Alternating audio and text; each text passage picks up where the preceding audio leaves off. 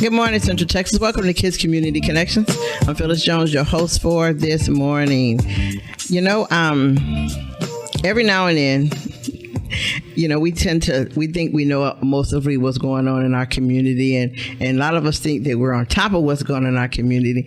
And then you meet somebody and you find out, I didn't know everything I need to know about my community. But this lady, her name is May Lane, and I've been knowing her for a while, but I didn't know what she did.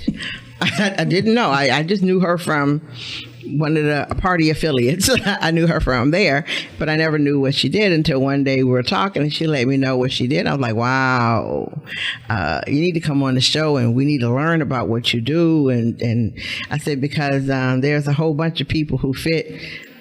Well, she's going to talk about what she does in a minute, but it's a lot of people who fit into her program or who need her services, and they don't know because we just don't know. So, you know, we're going to break that wall and we're going to find out exactly what May does. She's going to tell us what she does, and then, you know, how we can assist. So good morning. How you doing?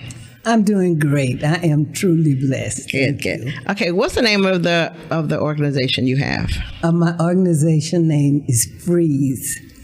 It's acronym for Felon Recovery Felon Recovery Evaluate Employment Services. Ooh, okay. So exactly break that down to us. Well, our mission statement is to recycle the most precious material the earth contains. That's our youth. Mm-hmm. And along the way, help other people. We are intending on soliciting employers and housing for felons. I never realized until I had a personal experience how hard it is for a felon to find employment or housing. You know, I know about the housing part. I mean, not the employment part, but the housing blew me away because not knowing, I guess I'm not being that, I'm not judgmental as that is. I would think that housing would be easy because if you let's say you went to jail for drugs, that has nothing to do with you paying rent. You know what I mean? I mean, to me, in my brain, those have nothing, they don't have anything to do with each other. And sometimes, but we need to understand that they served their time and they need a second chance. But that's not the case. Wow. Because I have a grandson that was in college. He wasn't 18 years old, and he sold a cigar, and it's supposed to contain cocaine. And it is on his record. We can't get it expunged. Wow. It was hell for him to get employment, especially gainful employment. Right. You can be employed, but not gainfully. Okay. You'd be surprised how many people that are employed still on welfare. Yes. Yeah. So they can get jobs. So what you're saying, they can get jobs where I'm just the little mom and pop convenience stores will hire them? Yes. Where fast foods. Mm-hmm. So those are places where they still got to be where they still have to be dependent on someone else as far as living. That's correct. Because you can't work at unless you're a manager, the store manager actually, you can't make enough money at a fast food place to pay any rent. That's correct. And you have to eat. Yes. And I want to break this cycle. Mm-hmm. And I'm really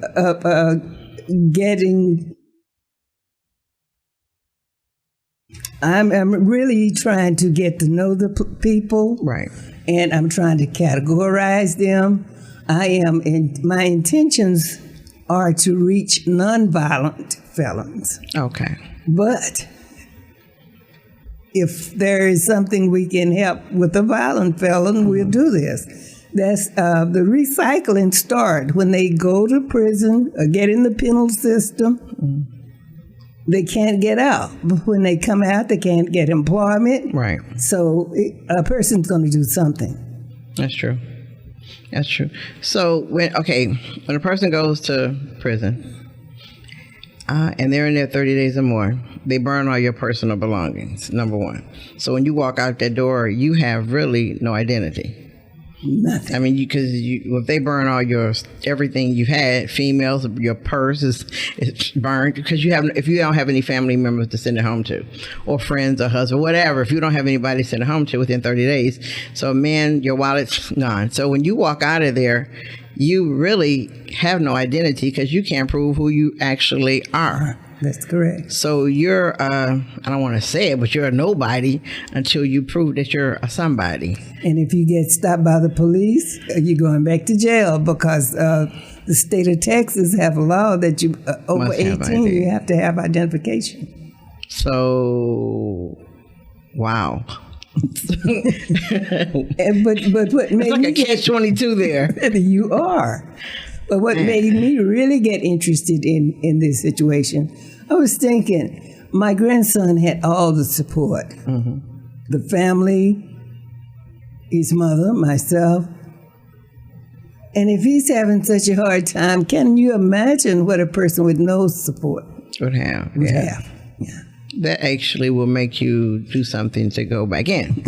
Because, I mean, if you don't find anything out there to assist you, well, and I'm not going to say common sense, but it's human nature. You're going to revert back to what you know how to really do. That's right. Because you first thing you're going to say is, I'm out, nobody's helping me, I can't fit anything, I'm bumping into walls, I go find something that I know I can't do it, they won't let me do it, so you go back to what you knew best. That's exactly. And so this is what we are trying to break that cycle. And along the way, maybe help someone else, help the parents that is stressed out, trying to provide for them, share their Social Security checks to take care of their children. Mm-hmm. Because no matter how bad a child is, a mother still loves her children. Yes, that's true. Oh. So when... are you on registered? Are you, I guess, on the registry with the prisons? Well, actually, no. I am just now incorporating. Okay. And I am working. I have been working out of providing the finances for this out of my personal money. Oh my gosh! And so I am just starting to seek grants. Right. And so far, everything is falling together. Okay. I just have to praise God. Yeah. Because with God in the plan, everything does fall together. So you're a nonprofit? Nonprofit, yes. So someone can actually donate money to you? I am. Or to the organization? Yes. We are really trying to get donations in. Okay. All right. So what we need to do is excuse me, Tanisha Tiger. Hi. Can you sit over there, ma'am? Because we try. We have somebody else from Made to Meet. May, can you move over this way? We're gonna do some maneuvering around here. Because Tiger's here to listen, learn, and add in. Yes, ma'am. Good morning. Tiger don't know it yet, but anyway. So I'm gonna do this. I'm doing this on the radio. Can y'all believe this? Tiger, May, Tiger. Hey, how you doing? Okay, but so are you working on getting registered with the prison system? Yes, I am. Okay. Yes. Okay. Now I'm gonna switch for a whole second. Good morning, Tiger. How you doing? Good morning, Phyllis. How are you? I'm doing fantastic. You have what? What organization do you have? Second Chance for Women and Men. We do the same thing. Women from the prison. Good morning. Gatesville women, we heard that you guys tune in every morning. Don't forget, Second Chance have not forgot about you. It's just been a little delay, but we coming back to you. Okay, so but you are registered with the prison system, right? Yes. So can you help teach Meg to get Yes, I registered can. in it? Because Meg is the one who offers them, wants to find them jobs, Okay. and other things that they need when they get out. All right, I got all the plugs, babe. That's great. It's gonna be good.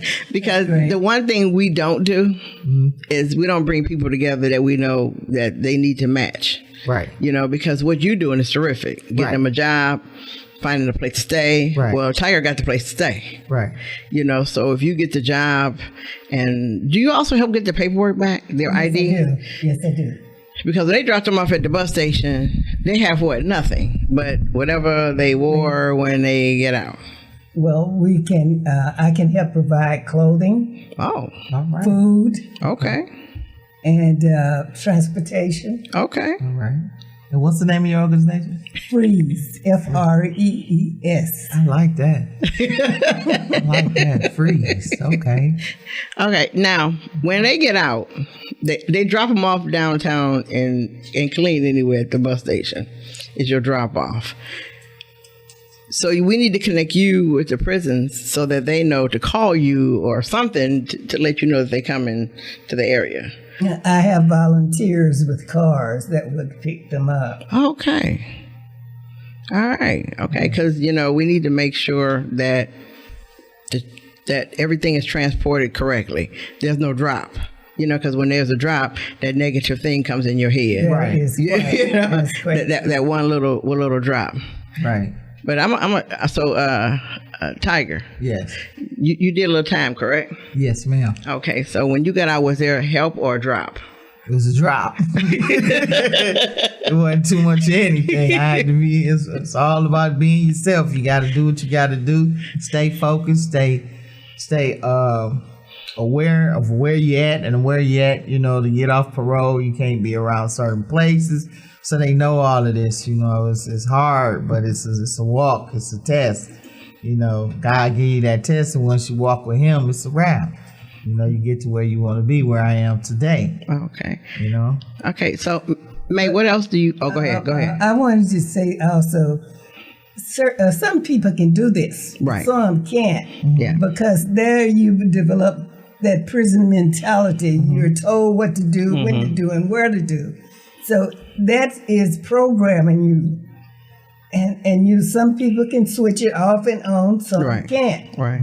My organization intends to help these people get out because they are human. They're somebody's children. Absolutely. And they're not a number. Right. We want to help them get settled, get in jobs, get in homes. Correct. Absolutely. And we want to follow them a year. Oh, okay. I did the first stand down for veterans in Long Beach, California.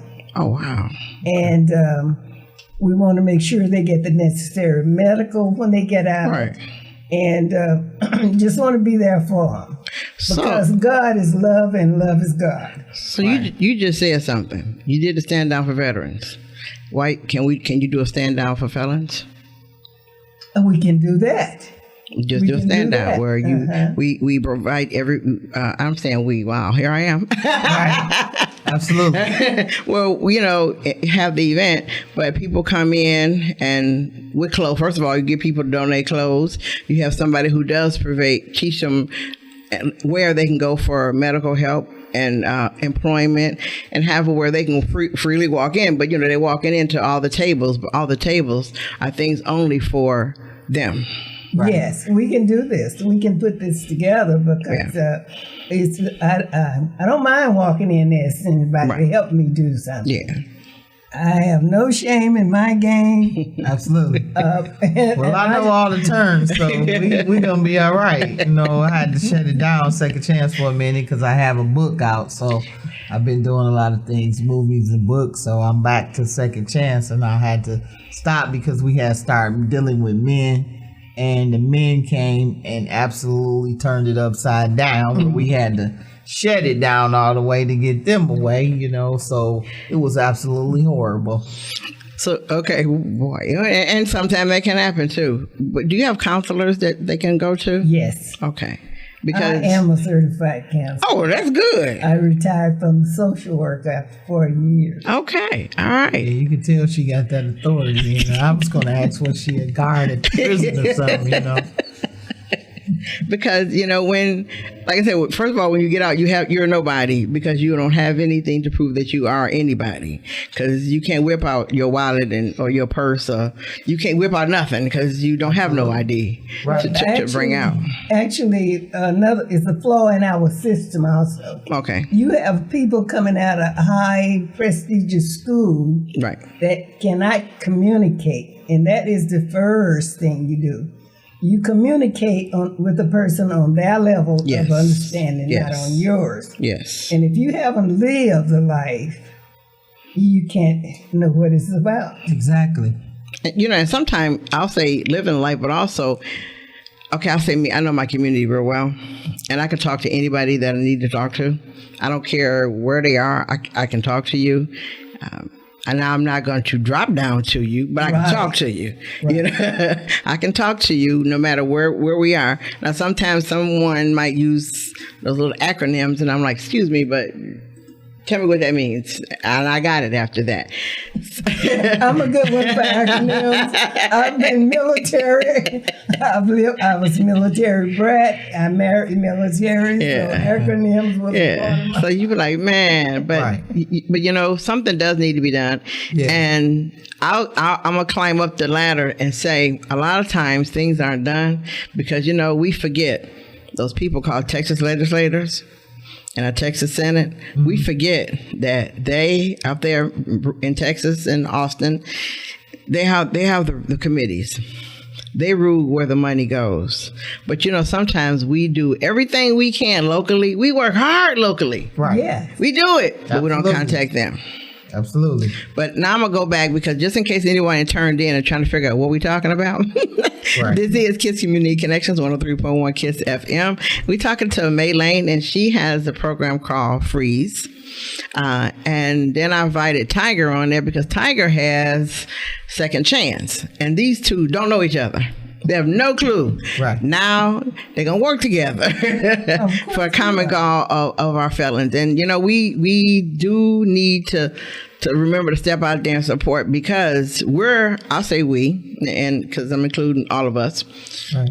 Sometimes you want to know why they go back. Well, then I'm going to ask you why not go back. Because if the person gets out there at the bus station, May don't pick them up. Tiger don't know they out there. They don't know how to reach either one of these people.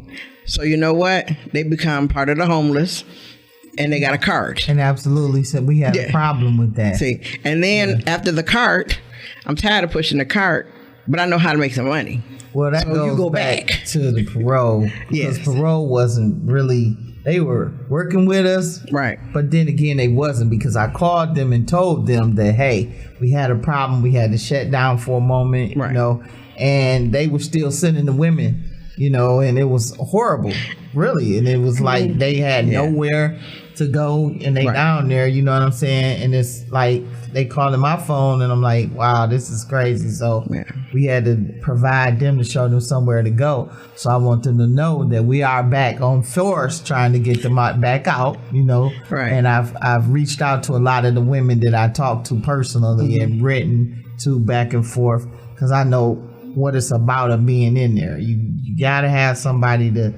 you'll lose it in there. You won't, you know, understand what's going on, and then you lose it, and then there's the suicide part coming in. You know, you don't have nobody to talk to, then nobody to, you know, see no money, and it gets depressing in there. You know, so we trying to stop all of that, and you know, like what she said, we can communicate together. That's all. It's all about communicating together. Yeah, you know.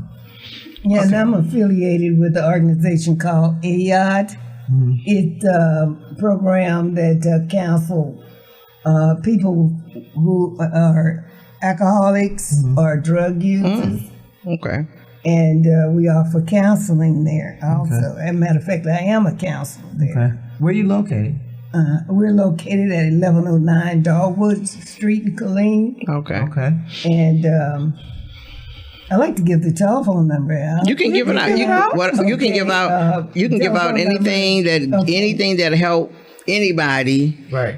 Out or pass it on to their friend, because I'll tell you this, when I had told a friend of mine that you were going to be on the show, first thing he said is get a phone number, get her address, get everything she needs. I said, why? He said, my nephew getting out and I got to find something for him to do. I mean, that was, exactly. He quickly said, my nephew getting out, I got to find a job for him. Absolutely. So you got to find something to do or they get bored and they go the different route. But if you hold their hand, because back in the day we didn't have mentors, to tell us what to do and hold our hands, but now there's mentors out there, to talk to you and tell you what route to go and, succeed in life. Because just because you went to prison doesn't mean that you can't be an entrepreneur, you know what I'm saying, and do what you do when you get out. So there are a lot of jobs for felons. It's just the type of felon. Right. And we have learned to match them with the jobs. Right. But I don't hold anyone's hand. I have their back, but I don't hold hands. Well, the city also hires felons. when we had the Second Chance for show, the women, we had a radio show and we had all the city members coming on, and they also reached out for them to have jobs and stuff. So they're not really looking at their background like that, you know what I'm saying? So it's a lot of opportunities out here for them. They got to get out here and grab them. They got to be focused coming out, and it's really. I know one place I talked to. I can just say his name, Ken Roberts from TxDOT, and I talked to a couple other people from TxDOT. The orange flag person, right? He made $19 an hour, and get full benefits, right? And they hire felons. And they're starting an apprentice program that I am referring felons. Oh, good. UPS hires a felon. Oh, okay. And UPS pays. They pay money. They pay real money. Not the little fake money. I'm not saying, they don't pay the money where you got to live with mom, dad, sister, brother, under the bridge or whatever. Right. They actually pay real money. Well, that's because things are changing now. It wasn't that you could come out and get jobs like this back in the day. If you had a record, you had a record, you were done. Right. You had no other choice but to go back to the street. Now there's all opportunities. There's no excuse when you come out. There's all types of things ready for you when you get out. Yeah, we also refer people that dropped out of high school. We refer them to the GED program. Yes. Some to college, Central Texas College. Yeah. But they have to want this. They have to be focused. Exactly. And I tell all of my people that I'm assisting, I named the game, so don't play it on me. Right. Okay, I heard that. So we are genuinely trying to help people. Because to me, as I said, my mission statement, this is the most precious material on earth to recycle. It is. Right. And everybody makes a mistake. We get up in our 60s and 70s, we are holier than they are. And we have done the same thing. We just got lucky. I want to say something. It's not just, it's just certain people, like you said. Like, I know a lot of other men wanted to get out, but people that really wanted to get out, and we gave somebody else a chance and messed it up for everybody else that wanted to get out, so it's not everybody. It's certain people that really don't want that help, and you got room, somebody else waiting in your line, so you could go on, So what do you do for that felon who's, let's say this year is 2016, who's been in jail for about 50 years? All right. Now when he went, all this technology wasn't there. No, it wasn't there. It was coming, but it wasn't there. Absolutely. You see what I mean? It wasn't there. All the things that happen now wasn't happening 50 years ago. So when he gets released, he's released into Twilight Zone. Right. You know what I mean? Right. He's in Twilight Zone. What can work for him? What can you do for him? Because like I say, he's in Twilight Zone right now because you have to retrain him. A mind can be retrained. Right. If you think you can do it, you can do it. Yeah. Absolutely. Okay, because like I said, he's in that person is in a whole nother. Like I said, they come outside and just, like I said, it's Twilight Zone. But it's really basically a learning center all over again. You know what I'm saying? Yeah. Because it's like computers. They have to. It's really hard for them to even use a cell phone. Mm-hmm. So somebody got to be there to teach them, to show them how to do this. And that's what we're here for. Okay, now May. When do you know, or do we need to find out, or Tiger, do you know? But what does the prison system offer in transition when you get out? Is there anything that they do before you get out? Hey, you need to go to this class, this session, talk to this person. Is there anything, before you get out that door that they do for you? Yeah, absolutely. Okay. They have classes in prison. Okay. Several people I know graduated from classes. But no, I mean, not that class. Transforming you from prison to out. Yeah, that class. Is there nothing other than that parole officer. Oh, wow. Well, the parole officer works with the center. Yeah. And before you get out, they send you a letter, you give them your approval, and if the parole approves you, then that way they connecting it's all about communication. Once again, they help you because the prison give you your ride, a couple of dollars for your pocket. Some prisons, okay, I'd say that some prisons, yeah. And if you don't, you could arrange a ride. Like she said, she got friends that will come get you from the prison. Mm-hmm. I wasn't in that predicament where I could go to Gatesville and pick them up. But now you're on the team, and then I got the plug. Well, not say plug. I have the connection that you can go straight and pick them up now. As soon as they get out, and the parole, I got this. You good? I got everything you need. Yeah, but it depends on the person. Some people might get out and. They need that time to readjust their mind to this new freedom. Yes, absolutely. And this is why I think it's so important to be available. Right. Not smother the person, be available. Yeah. Exactly. If they need help. Yeah. Exactly.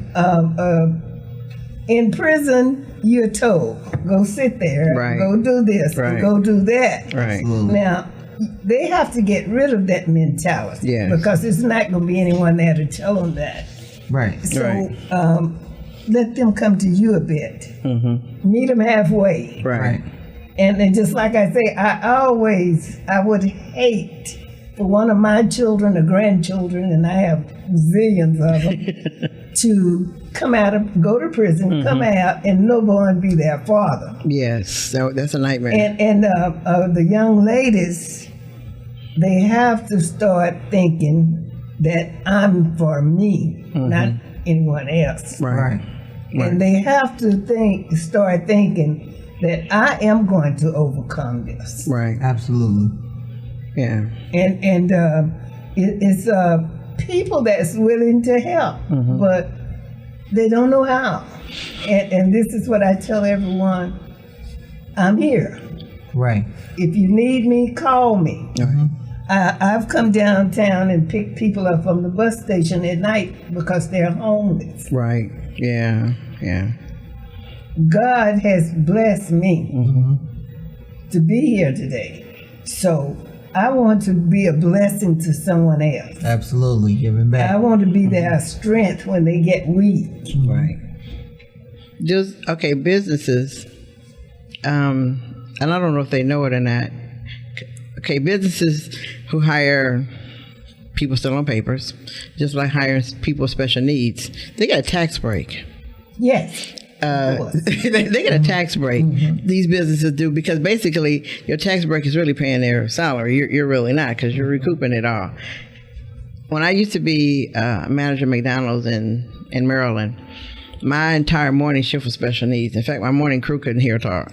My entire morning, they could not, except for the cooks, they couldn't hear talk. But I had the best shift in town because they hear talk. But I had the best shift, and I was wondering at that time, I didn't mind it. I thought it was cool, but I wanted to know why was McDonald's heavily having, the company-owned stores, not the franchises, the company stores. We had a bunch of, stores with special needs people here and there. Then I realized that the federal government was basically paying them for being there in the morning. Yeah. So I'm like, McDonald's was getting, not free, I'll say free labor, but still, they was giving them something to do because they had somewhere to go, something to do. And a friend of mine here, he had a car wash, and he had a dwarf working for him. I said, you get your tax break for him? He said, what? He's a dwarf. He said, what? I said, because he's a dwarf. You know that. And he says, and he said, well, he been in jail too. Wow. I'm like, yeah.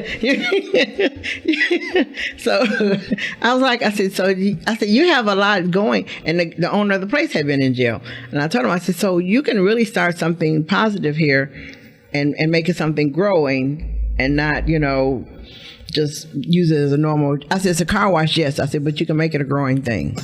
In a way you could teach, train, and spin off. But he lost his way that way and didn't do that. He went back.